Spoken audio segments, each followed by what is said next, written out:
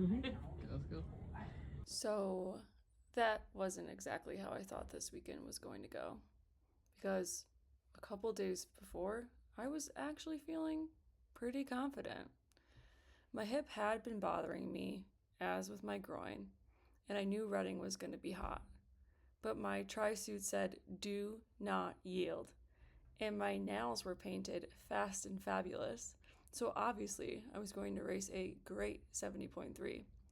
Kevin and Marley were coming along as my support crew, and on Thursday morning we loaded the car up and headed to Reading. I had no idea that by the end of the weekend I would be here.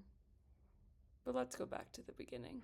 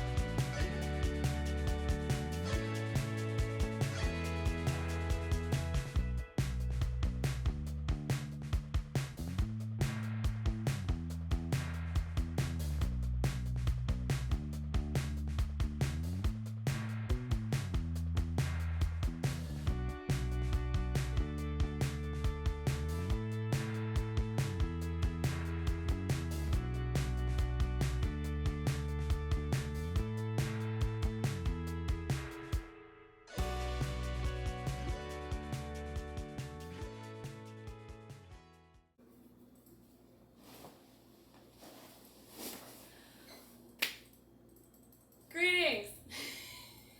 I'm filming from Redding, California. We drove here last night, and then we drove here last night, checked into the motel, and it explored the downtown area, the public market. It's pretty cool. Definitely cooler than Reno's. Yeah, I've kind of just been hanging out at this motel. I unfortunately finished my book. Kevin's been working all day, and now I have nothing else to read, but it's in the van, so I'll read it later. But yeah, just kind of hanging out today and tomorrow, going to athlete check-in, doing all the stuff, dropping off bikes, gear bags, getting some vegan hot dogs tonight. Very excited about that. And yeah, don't have any plans. Watch T100. Just kind of here. And then Sunday's the race, and got to get to the shuttle at like 4 a.m. and just hoping my hip holds up and that I've done enough heat preparation. Garmin has said that I am 100% acclimated to the heat. Are you sure about that? So yeah, here's to hoping that I have a good race. My only goal is not to quit. I raced poorly in the heat, hence St. George and T100, but I never really prepped for it, so I actually prepped this time, so I have high expectations for myself. I won't be like high against everybody else. Okay. See you out there.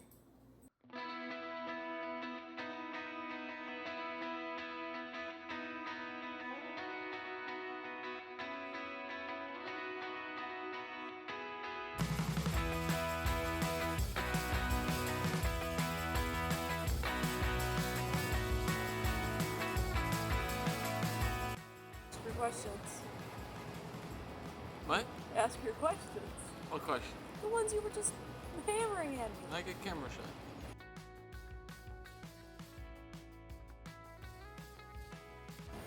shot. Okay, I have a question for you. It's a bet. I want to know two questions. How many pieces of items am I going to buy at the Ironman store? And how much do you think it will be? One item, $120. I think you're wrong. We'll see. I think it's way more than that on both ends. Because I definitely need a new bottle. So, Yeah, you do. I always we need new bottles all the time. alright, we'll see if you're true later today.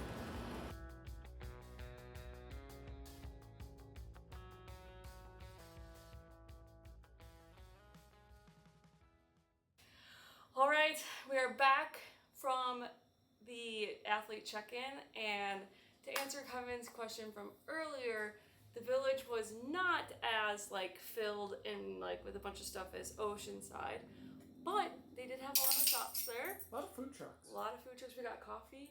But what they did have was Precision Health, and you know how Precision Health just opened up their 30-gram chews, like I think it was like this week or last week, but they were sold out of the bag of watermelons. I guess I should have bought the individual to try it first.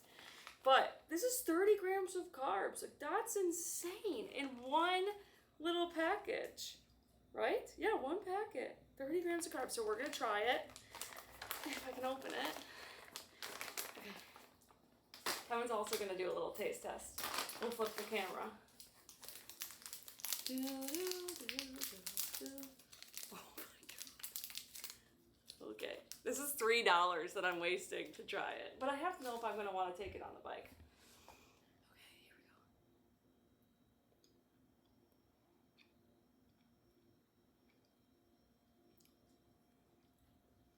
go. We'll hold.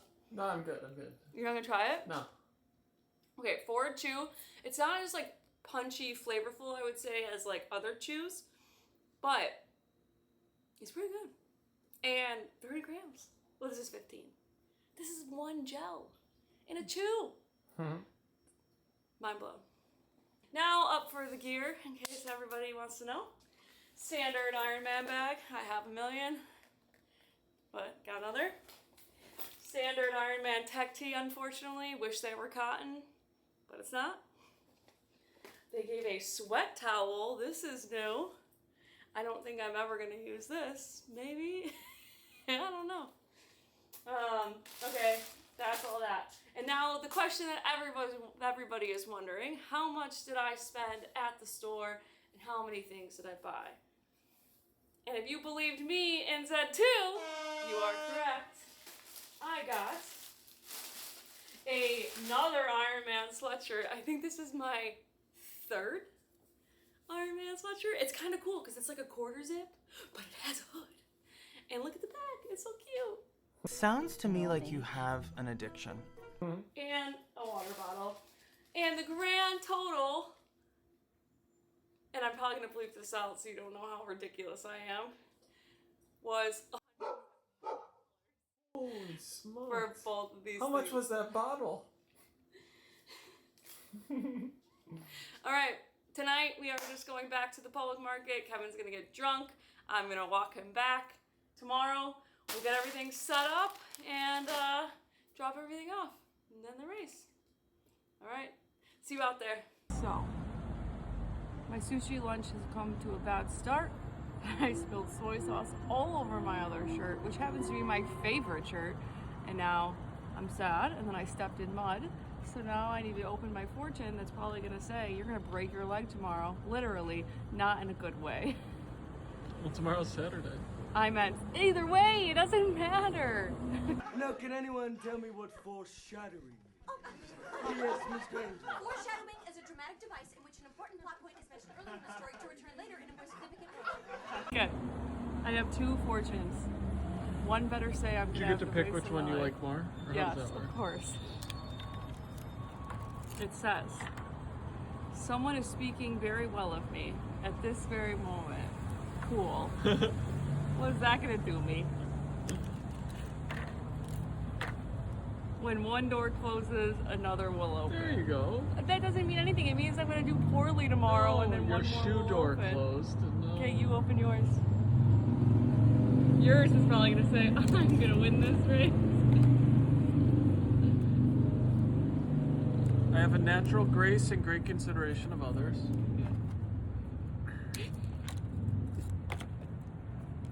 Whoa! When one door opens, another one closes. Wait, you're just opposite of mine? No, it's the same. Oh. Alright. No, it's not. You said when one door opens, another one closes, and mine says when one door. Oh, no, you did it back. I just read it.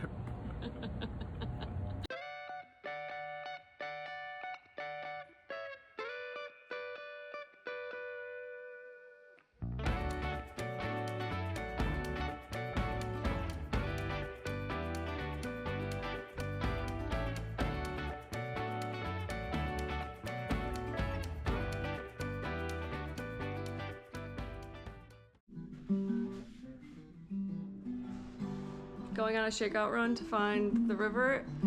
It's only 15 minutes, so I might not find it. We'll see. If I find it, you'll know. I can't find it, but I gotta turn around. I like saw it from above, and I think this is where the trail starts, but like, I know I gotta hike back up, and it's not a part of the plan. Gotta keep those legs fresh for tomorrow. You probably can't even see that. Okay, it's hot. Tomorrow's gonna be hot. Garmin gave me a -1. What?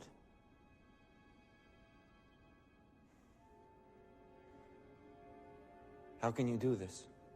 This is outrageous. It's unfair. Yeah, I'm not feeling too good. I think I'm just nervous. But it's gonna